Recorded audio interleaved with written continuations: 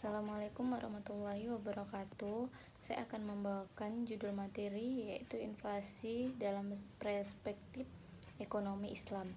Pengertian inflasi adalah Islam tidak berbeda pengertiannya dengan inflasi konvensional. Inflasi adalah sebuah gejala kenaikan harga barang yang bersifat umum dan terus-menerus. Dengan kata lain, inflasi merupakan suatu gejala di mana banyak terjadi kenaikan harga barang yang terjadi secara sengaja ataupun secara alami, yang terjadi tidak hanya di suatu tempat melainkan seluruh penjuru suatu negara bahkan dunia.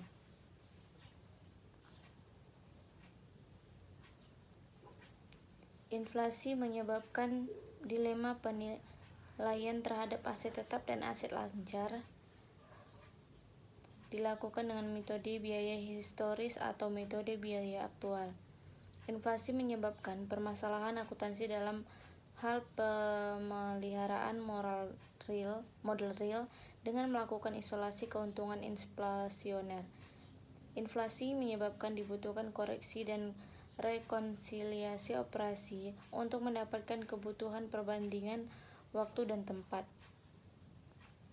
Islam tidak mengenal istilah inflasi karena mata uangnya stabil dengan digunakan mata uang dinar dan dirham.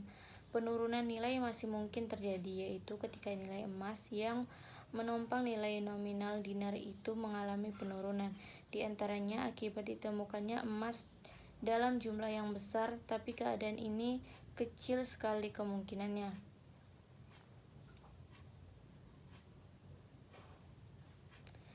Inflasi alamiah adalah inflasi yang terjadi secara alami, bukan disebabkan oleh berbagai macam penyimpangan yang dilakukan oleh para penguasa negara.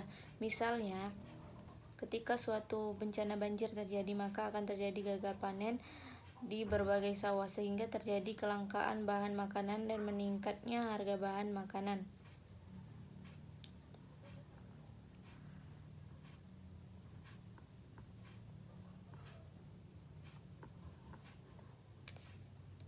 Kesimpulannya adalah inflasi merupakan suatu gejala di mana banyak terjadi kenaikan harga yang terjadi secara sengaja ataupun secara alami,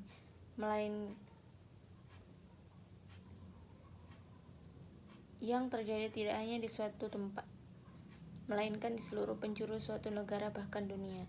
Kenaikan harga ini berlangsung secara berkesinambungan dan bisa makin meninggi lagi harga barang tersebut jika tidak ditemukan solusi pemecahan penyimpangan yang menyebabkan terjadinya inflasi tersebut. Inflasi digolongkan menjadi dua golongan, yaitu natural inflation dan human inflation dan human error inflation. Karena hendaklah masyarakat bisa menjaga terhadap harga kekayaan dengan cara yang bijaksana, tidak berperilaku boros dan hidup dalam kesederhanaan. Mungkin hanya ini yang bisa saya sampaikan. Assalamualaikum warahmatullahi wabarakatuh.